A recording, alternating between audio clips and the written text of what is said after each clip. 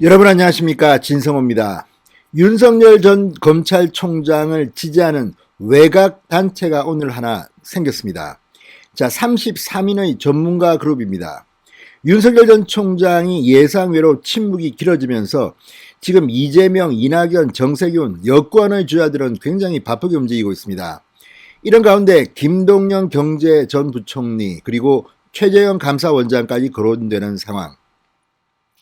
자, 윤석열을 아끼는 전문가 집단이 오늘 모임을 하나 발족했습니다. 그리고 그 창립 발족식을 하면서 진중권 전 동양대 교수를 발제자로, 그리고 특별연사로 송상현 서울대 명예교수를 초청했습니다.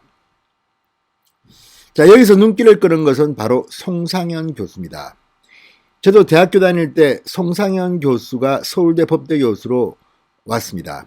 당시 국제법을 전공했던 몇 안 되는 교수이기 때문에 상당히 학생들의 관심이 높았던 젊은 학자였습니다. 그런데 오늘 보니까 송상현 교수도 지금 나이가 많이 드셨네요.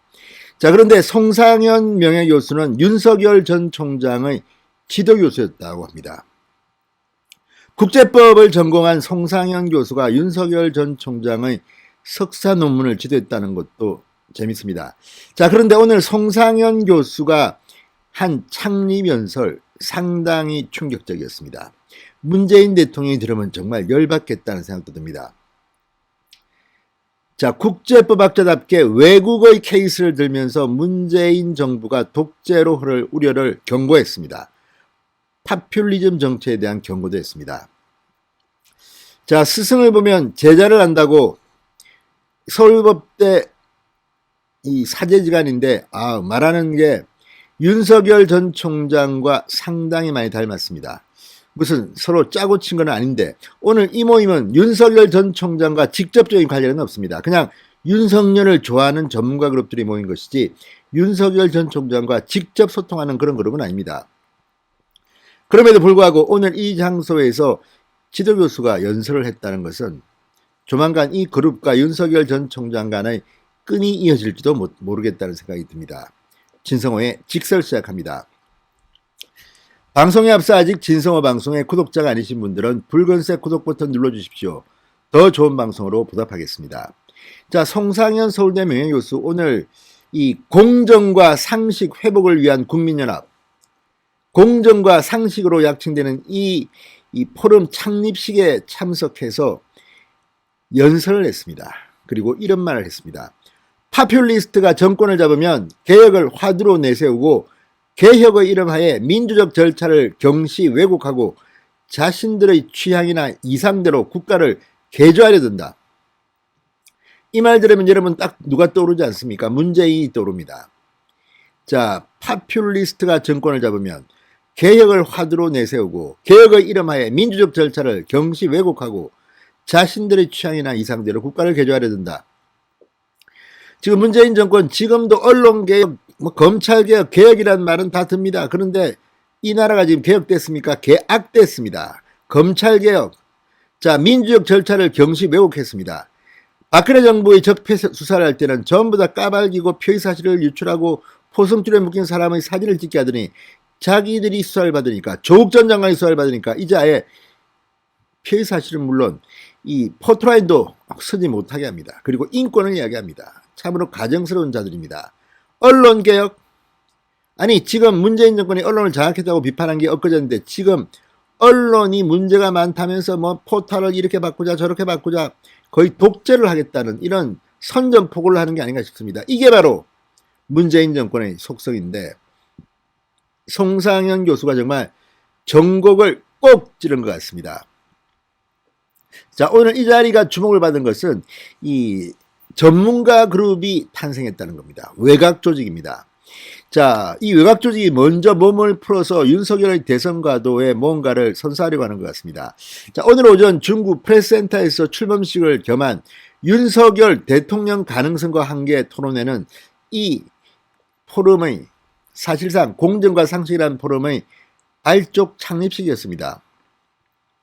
포럼 사회를 맡은 황희만 전 MBC 부사장, 이명박 정권 때 MBC 부사장을 지낸 것으로 알고 있습니다.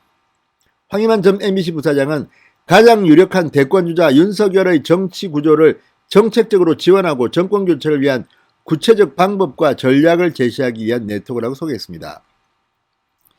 자, 진중권 전 동양대 교수가 윤석열을 통해 표출되는 이 공정성에 대해서 기조발제를 했습니다. 자, 이 모임에 대해서 윤석열 전 총장과 직접 연락을 주고받는 관계는 아닌 것으로 확인됐습니다.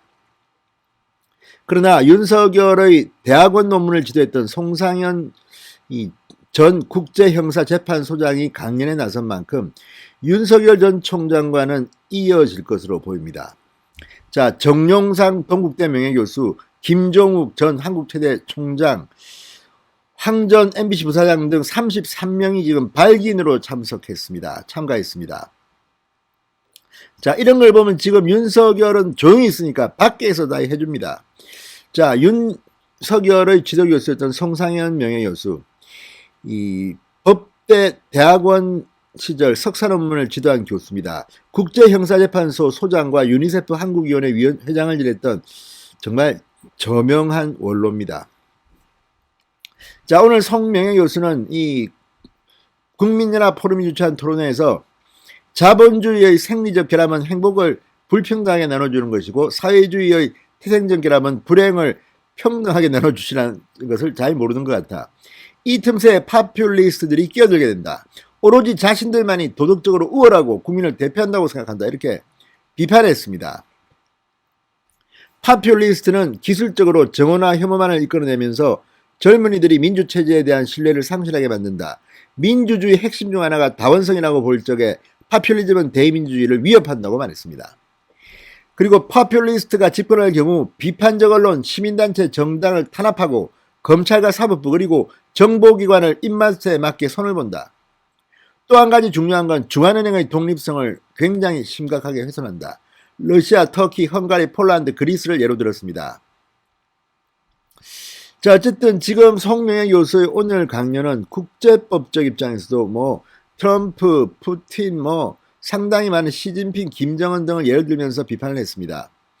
자, 우리나라 자유민주주의는 권위주의 독재로 돌아갈 가능성이 거의 없는 공고화된 자유민주주의로 발전했다고 보는데 유감스럽게도 질적으로는 완전히 뿌리내지 못한 것이 아닌가 생각한다. 흑백 논리 진영을 넘어서 교조주의로 가는 이념과 과잉감정 대응, 5년마다 전 정부 정책을 깡그리 뒤엎어버리는 국정의 불연속성도 이제는 지양해야 될 때가 되지 않나 싶다. 이렇게 비판했습니다. 자, 한편 이 송 교수의 이 연설, 윤석열 전 총장이 늘 하던 자유민주주의 가치와 상당히 닮아 있습니다. 무엇보다 문재인 정권의 가장 아픈 부분을 속속 찌르고 있습니다. 자, 송 교수는 결론적으로 말합니다. 한국의 파퓰리즘은 그 영향력이 기존 민주주의 시스템을 파괴할 만큼 되지는 않지만 인터넷을 중심으로 적대감과 불안감이 확산되고 있어 걱정이다.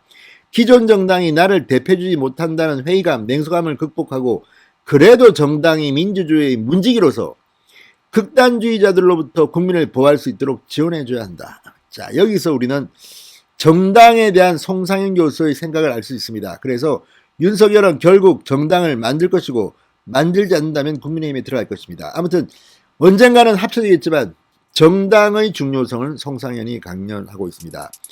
윤석열 전 총장도 언젠가는 정당과의 만남을 통해서 정당 대의민주주의를 꽃필 날을 기대해봅니다. 진성호의 직설이었습니다. 여러분 감사합니다.